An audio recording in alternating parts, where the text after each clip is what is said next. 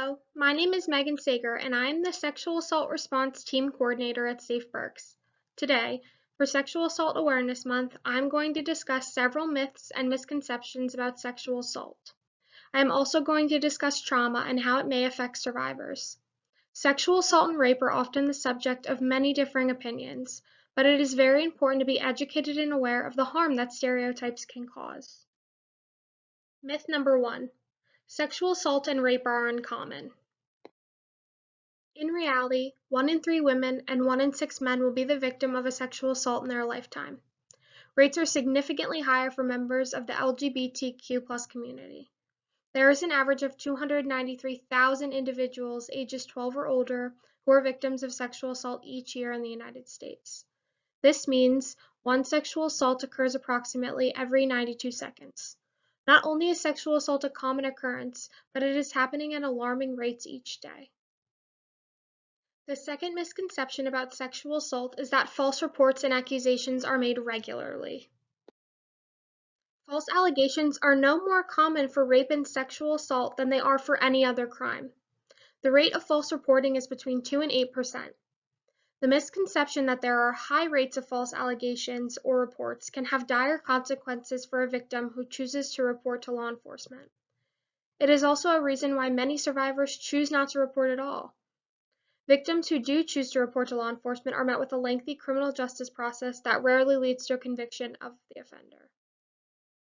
The third myth is that sexual assaults are usually perpetrated by a stranger. The truth is, most sexual assaults are committed by someone the victim knows. Although this chart specifically focuses on rape, 8 out of 10 survivors of sexual assault in general also know the offender in some capacity and have some sort of prior relationship with them. The perpetrator could be a current or former intimate partner, relative, a friend, a coworker, or an acquaintance. A prior relationship with the offender can cause a survivor to blame themselves. It also makes their friends and family question the validity of the survivor's story. It is important to remember that although stranger assaults can and do occur, the misconception that they happen often causes great challenges for survivors. It makes it much more difficult for a survivor to be believed and to be willing to share what has happened to them. Myth number 4. Men and boys cannot be victims of sexual assault. Men and boys can be the victims of sexual assault, regardless of appearance, size, strength, or sexual orientation. Male victims face the same challenges as other survivors but report lower victimization rates. Men are less likely to report sexual assault because of the stigma it carries. Many fear being labeled as gay. Being sexually assaulted has nothing to do with sexual orientation. Male survivors also fear being labeled as weak or not masculine enough. They blame themselves for not being able to stop the attack or being man enough. A male or female can both be a perpetrator of sexual assault. Additionally, an erection or ejaculation does not equal consent or willingness. These are simply natural and physiological responses of the body that can occur from any sort of physical contact. They are in no way an indication of consent. Misconception number 5. A victim is to blame if they behave or dress a certain way. A victim is never to blame. Survivors can be of any age, race, gender, sexual orientation, socioeconomic status, or education level. A provocative outfit, a flirty demeanor, or the consumption of alcohol does not make a victim compliant in their assault, and neither does anything else. No one ever has the right to sexually assault someone. Assault is not about what clothing an individual is wearing or how they are behaving. It is about power and control. It is about one person asserting dominance over another. Sexual assault can happen to anyone, and it is never the survivor's fault. Myth number 6. If a survivor does not resist or fight during an assault, they were compliant, or it was not that bad. The truth is that people cannot control how their body responds to trauma. If they do not resist or fight, it is in no way any indication that they were a willing participant. There does not need to be a fight or screams, and in most sexual assault cases there aren't. In response to danger, the body often automatically reacts in one of 3 ways: fight, flight, or freeze. The most common response of sexual assault victims is to freeze. It is the brain's response to fear protecting the body and simply focusing on surviving. Survivors are focused on staying alive until they are no longer in danger, and their brain and body recognizes that fight or flight is not a reliable or realistic option.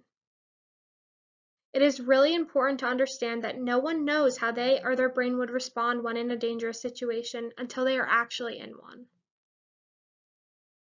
Myth number 7. If a victim cannot retell their experience of sexual assault in great detail, then they are probably lying. It is not uncommon for victims to forget specific details of their assault. Trauma does strange things to the brain. Individuals who experience traumatic events often are unable to recall details either immediately after or for longer periods of time. They may be unable to chronologically tell the story of what happened to them, and the story may change each time it is told. During an assault, the brain focuses on one or two details that may or may not be valuable in a police investigation. Survivors often remember how they felt during the assault, but may not be able to detail the events in a way that is logical or coherent for investigators and hospital personnel. They may also have triggers that bring them back to the assault and to those feelings. As time passes, a survivor may be able to recall more details, or they may not. A story that changes details and a survivor with a foggy and fragmented memory is no indication that a sexual assault did not happen. Myth number 8. People who have been sexually assaulted will be crying or hysterical. Actually, victims of sexual assault can respond in a variety of ways, but are not often hysterical. There is no right way to respond to trauma, and everyone responds differently. Survivors of sexual assault who go to the hospital for a rape kit may be calm or monotone. Some individuals are even happy or laughing. Others might be exhausted and fall asleep. They have just experienced something horribly traumatic, and their body is attempting to cope and relax after a large dose of adrenaline. Just because a survivor is not crying or upset does not mean they have not experienced sexual assault. There is this expectation that a victim should act or behave a specific way, and if they do not fit the expected mold, then they are not telling the truth. This is simply not the case. Myth number 9. Victims who wait to report sexual assault are lying. There are many reasons why individuals choose not to report sexual assault or delay in reporting. Survivors may be fearful that they will not be believed. They may have had some sort of relationship with the offender and even love them. They might not want them to get into trouble. The victim may be a college student that was drinking or taking drugs before the assault and does not want to be punished. A victim may not trust law enforcement. They may blame themselves. The criminal justice system is a long and painful process, rarely leading to a positive outcome or a conviction. These are just a few examples of why survivors may choose not to report, but there are plenty more. There are many stereotypes and stigmas related to rape and sexual assault that make it feel possible to share their stories. Just because someone does not report does not mean that it did not happen. We need to believe survivors regardless of how long it takes to tell their story.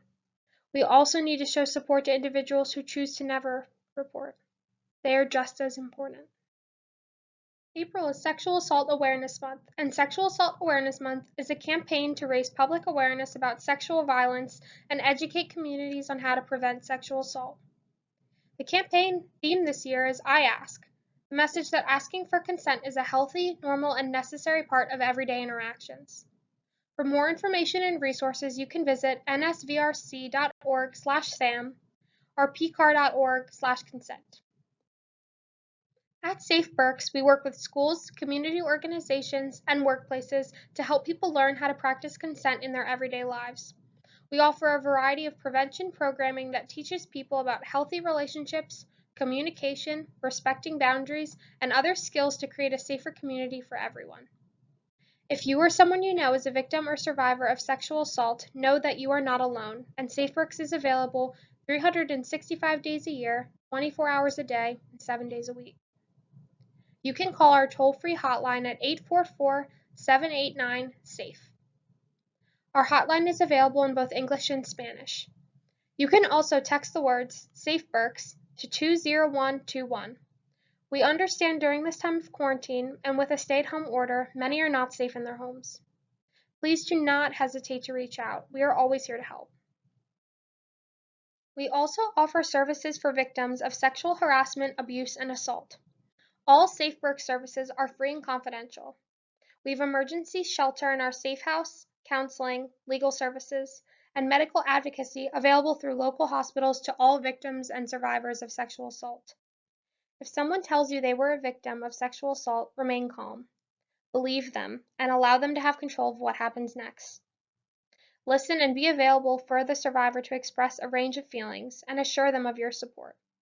Encourage counseling and be patient. Healing can take years with advances and setbacks, but healing can happen. Thank you for tuning into this presentation on myths and misconceptions about sexual assault. Please feel free to leave any questions you have in the comments section of this video. Stay safe, everyone.